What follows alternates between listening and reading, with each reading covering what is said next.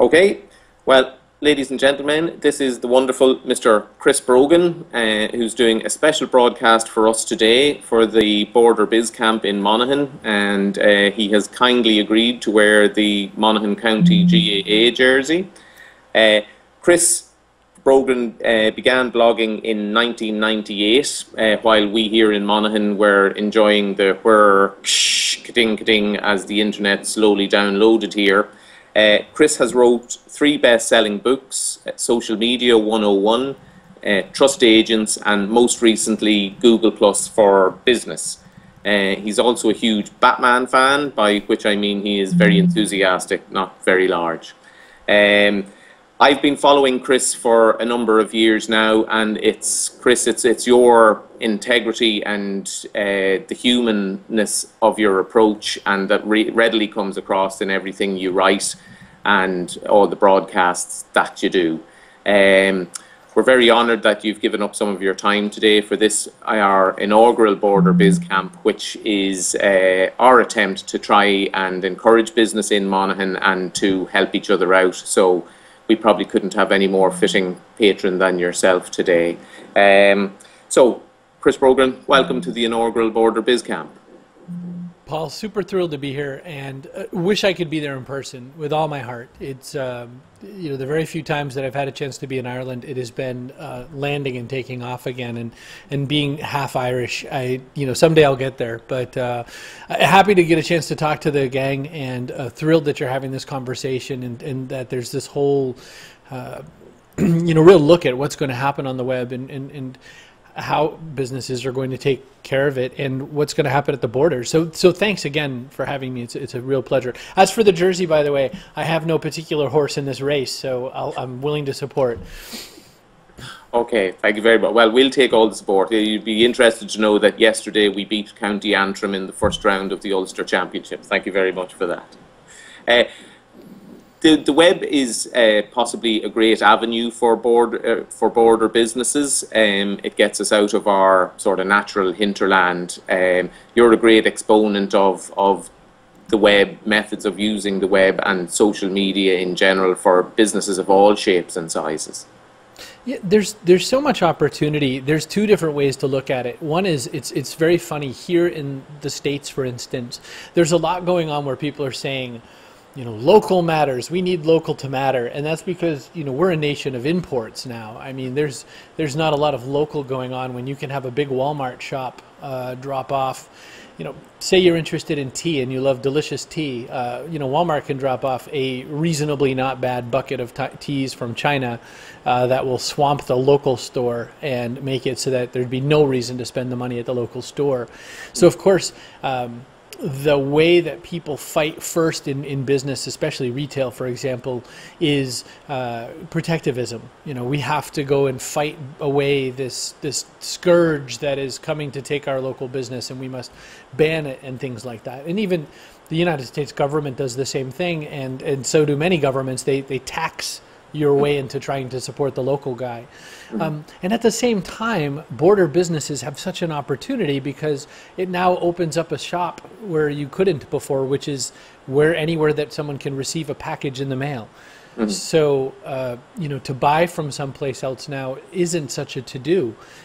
Yes, there's sometimes some import and export taxes levied, but even if you just want to use the distribution path like Amazon, Amazon doesn't ship simply books. In fact, that's the least of their shipping, it seems. The majority of their shipping is, distribution for other people who have set up a web store who just really didn't want to tackle that part. So to me, just thinking even on the retail level at first, to be a border business, it's maybe the best time in your life because you now don't have to worry about foot traffic from some local county. You can have the foot traffic of the web should you make something compelling and interesting enough that people want to spend some time and pay attention and be there. Yeah. Well, we in Europe now, there are no duties or taxes, so we can effectively ship something from here in Monaghan or either side of the border here to anywhere in Europe just for the cost of the shipping. There are no further taxes to be paid, so it's another advantage. So inside the European belt, that's how that works. That's interesting. Yeah. So is that an EU-wide thing, or is that beyond the border, and that's pretty much the the boundaries? Do non-EU people get the same opportunity, I guess? No, this is within the sort of the fiscal area or the trading bloc of EU countries, of which Ireland, UK, France, Germany, all the usual suspects. Yeah, that's right. Yeah. Very interesting. So, I mean, that's a benefit as well. But then I guess what ends up happening is how does one compete? If you are going against somebody in Madrid and you have a very similar something or other, how do you make yours the one? And, what's beautiful about this time right now, Paul, is that I'm allowed to go around and talk about things that have been true for hundreds of years, thousands of years, and put a slightly new shade on them, and people say, oh. One thing I've been saying is that, of course, we buy from people we like, and that's understood. Yes, I mean, if we go to market and there's one person who's a sour crab and the other person's friendly, and they both are selling the same apples, then of course we buy from the friendly person. Well, it's the same on the internet. It's the same on the web. The opportunity is that we can use a lot of these tools to really push our personality out there and have a sense of who we are. And I guess then the only risk or fear is that if you are the sour person in that equation, perhaps you aren't the one who might want to let people get to know you on the web. But there's just such a time now to shoot video.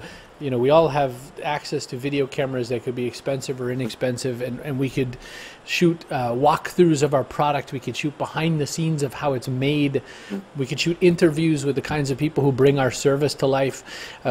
There's just a lot of ways to really augment the story. I think certainly from a personal point of view, because there are so many ways at the moment, sometimes that can be, certainly for somebody that's starting out, can be very overwhelming. Should I be on Twitter? Well, obviously I should, but Twitter, Facebook, Pinterest, Gentlemint, all of these platforms, and there are slightly different messages going out on each one, and a lot of time it can be the resource of your time. How do you split that, or what messages? I know you yourself have different policies or slightly different messages going out on each, but how do you approach it? That's a very good question. And yes, there are too many things to look at, but it's a lot like going to the buffet. Just because all the food is there doesn't mean you should put it all on your plate. It's supposed to be a variety. So what I tend to tell business owners, especially small business owners, maybe a company of one or two, is that pick maybe 2 at the most 3 channels to work with, and one of them to me almost always is a blog or a website, where you can make people see what your real sale is, see what your real opportunity is, or your offer on your turf. Because if you spend it only in the social networks, then you're sort of trading in other people's venue, so to speak. It's you're a visitor there, just like you're renting a hotel room, not necessarily owning it. So tread gently. So one would be a blog or your website, or both. I use blog software to build plain websites that don't have diary format stuff going on. They just look like webs.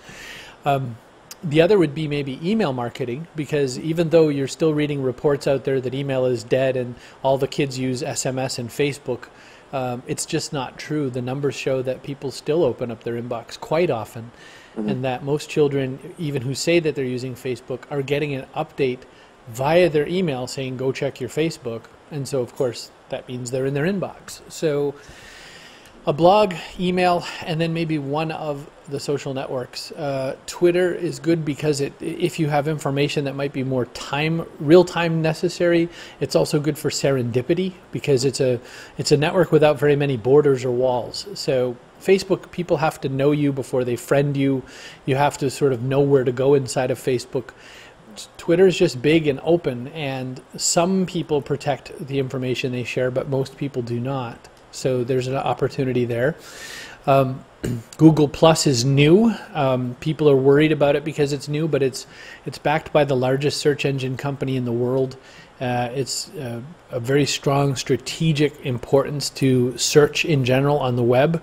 So I think that there's a lot to bank on the concept that Google Plus might be that place.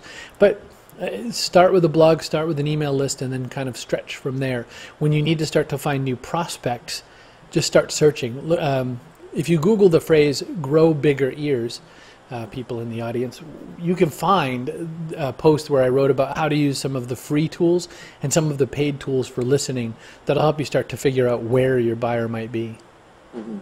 And just in terms of Google Plus, a lot of the comments on sort of say this side of the Atlantic at the moment is, I've tried that, I've been on there, I've spent some time on it, nobody I really know is on there, or you know, at the moment it does seem to be, from our point of view, it seems to be very US centric, or there's a lot of, it's US oriented, and there doesn't seem to be a huge following yet in Europe, and people are probably tempted with that pressure on time not to devote any time to it.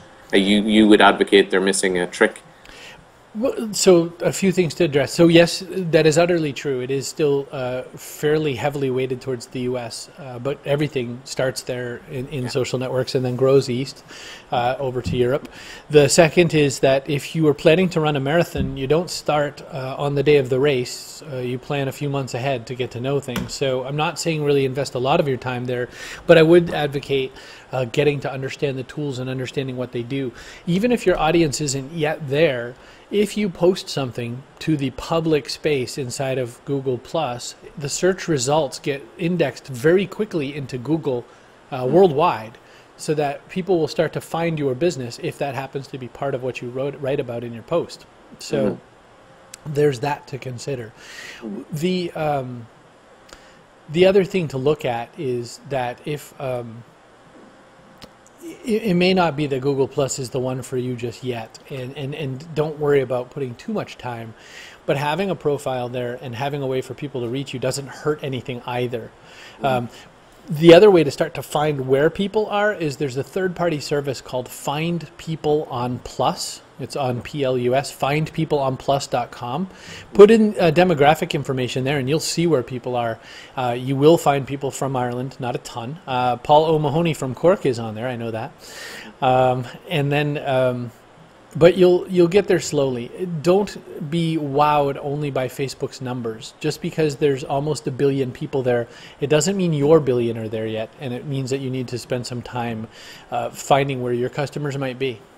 Yeah, I've read also a number of your more recent posts where, well, you and some other people are adopting your sort of policy of that your personal blog or website, that's the hub for everything you do, and you should use all of these social media extras as things to point back to sort of like your own real estate.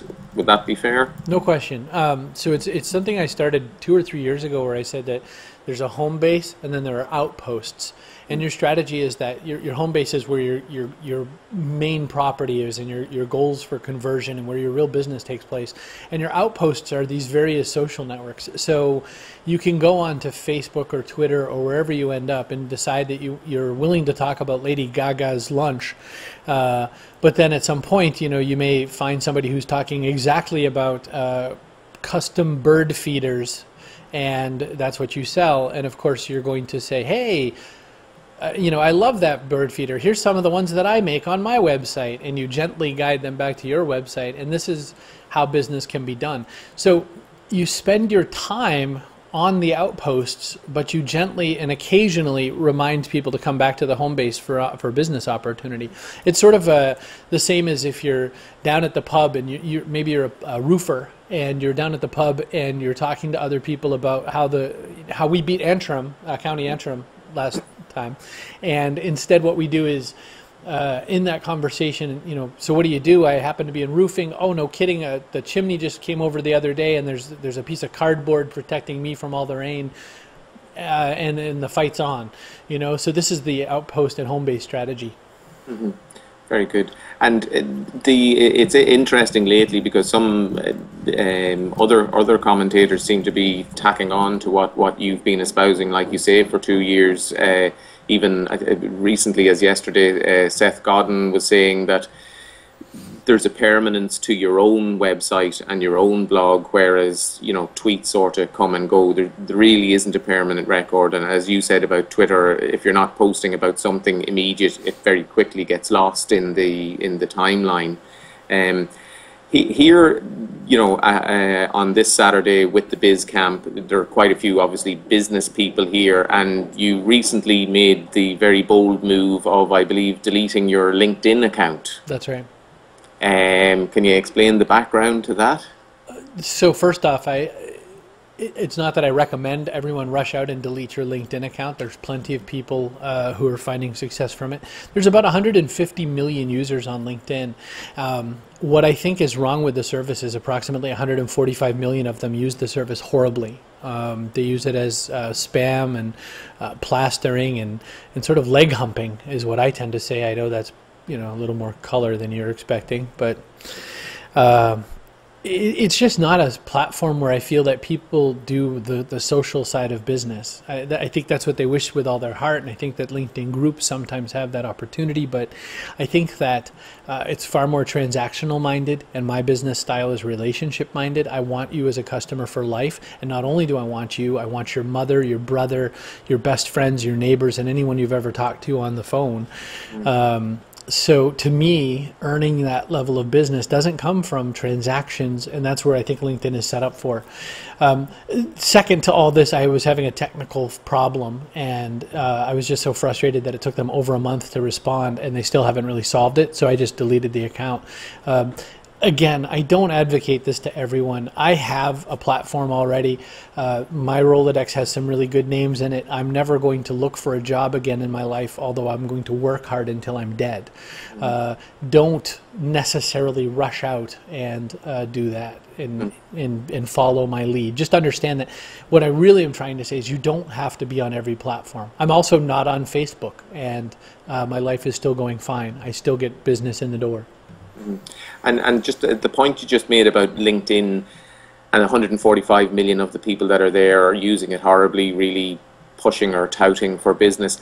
Isn't that the danger with a lot of, say, maybe small businesses or early users of Twitter and Facebook, that they think they have to be pushing all the time, buy this on sale, which is not really, in your opinion, or is it your opinion, that's not what works? It's more of a pull that you need.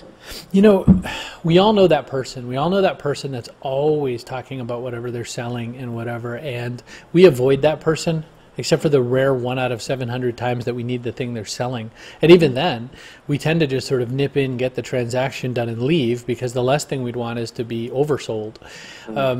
I'm fond of saying always have something to sell, but don't always be selling. There was a person who, he was a U.S. fellow. He had something to do with, I think, NASCAR, and he was the owner or the founder of it before it got very, very commercial. And still, he was this little old man, and he always had tickets to upcoming races in his back pocket. No matter where he went, he would be talking to the U.S. president, and he'd put his hands out. He'd say, "Would you like to buy a couple tickets?" And for sale to the U.S. president, mind you, not, would you like some? And I admired that, because I think that he wasn't always pushing the sale, but he was ready at the heartbeat to make the offer. And so to me, that distinction is vital. On these social platforms, if you're the one pushing a sale all the time, you look desperate. This is the same as, if anyone's experienced this, when you recently get married, you're suddenly the most attractive man in the universe. Or woman. The minute you put that ring on, you are suddenly, people are coming up to talk to you that never did the week before when you were at the pub. I thought that was just me. See, but it's a phenomenon, and the truth is this: it's confidence. Confidence is sexy, and the minute you start pushing out that confidence, well, I'm married. I've gotten this one solved. This thing happens. This comfort level happens. So if you can portray confidence via how you communicate on the social channel, you tend to sell a lot better than when you portray the desperation of always selling every few tweets. Very good. And Chris, I know your time is very precious, and you're kindly giving it up for us today. If you had 2 or 3 sort of top tips or things you wish you'd known yourself when you were starting out, for people that, say, are embracing social media for the first time in their business, what would your top tips be? The very first one always has been, and I promise you that this sounds like such sweet chitter chat, but it's a business for me. Be helpful. And by be helpful, my first piece of advice is create information or ideas or something that helps the would-be buyer in your marketplace. Make something that goes much beyond window dressing for the thing you're selling. So whatever you're going to do to be helpful. If you're a retailer, that means free delivery. If you're a retailer, that means if someone comes in and buys the this and that, and you know that they need 4 other accessories, put that package together for them. Don't make them have to hunt for it. To me, all the best business in the world that I've spent money on has been when I felt like the person's helping. And the money I make the most is when I'm helpful, when I can provide more information to people or more of something. Number 2 is try to always make your buyer the hero. In your creating of media, if you have to blog, if you decide you're going to start doing email newsletters, don't write stories about how great you are. Write stories about how great you are. Write stories about the people that you serve. And then the opportunities just fly from that, because people want to know that you are on their side, and people want that sense. So making your buyer the hero is what guides how I create what I do. So, for example, on the day that we recorded this for you because I couldn't come to Ireland, I had put out a blog post about how to get more fans. And in it, I created information that talked about people that I liked. And also, I pointed to people that I liked to show, again, these people are my heroes. Mm-hmm. The more we can do that, the more I think everyone gets something from it. Mm-hmm. Finally, the piece of information I think that's served me really well is try to give your ideas handles. Try to take your best ideas and make them so that other people will take them. Paul, you mentioned it earlier. People are writing about, very similar to my idea of the home base and the outpost and all that. It's because it's an idea that I really wanted proliferated. So I never jump up and say, that's my idea. You know, people who are afraid of never having another good idea say that. Now, I mean, this is not copyright infringement kind of conversation. There's times when someone really copies you in a horrible way, and you know, that has to be addressed in a different manner. But if it's a kind of universal idea that can help you and help the world, then put it out there and make as many people use it as possible, because it's only going to come back and help you. So to me, that's the big win. So those are my 3, sir. Okay. And I have to ask, your favorite Batman villain of all time? You know, you asked that question, and I didn't want to come up just randomly, and I thought about it, and you know, it's a really difficult question. So Batman fans, I guess, you know, or sorry, non-Batman fans, people who just maybe watch a movie, know the names the Joker, the Riddler, the Penguin, maybe Catwoman. It's difficult. Joker, he's not sane enough to be a good bad guy, because he just essentially, everything he does that's maniacal also gets him caught. The Penguin is just sort of strange and eats fish and has ugly teeth. Catwoman, you know, but then I can't make that answer. The Riddler always just seemed like a bad Joker. So I'm going to go with Ra's al Ghul, who is like the least known Batman guy, except for if you watch the new Christian Bale movie, the first guy. And the only reason is because I think he brought the best out of Batman as a character, because Batman had to really work to beat him up. And it just wasn't fists and weapons. It was sort of taking on someone else's psyche. So there's my answer. But I had to think really hard about that, Paul. That was a difficult question. That was harder than anything else you asked me. All right, very good. Chris, want to say thank you very much. You're a very generous man, and your integrity shines through as always.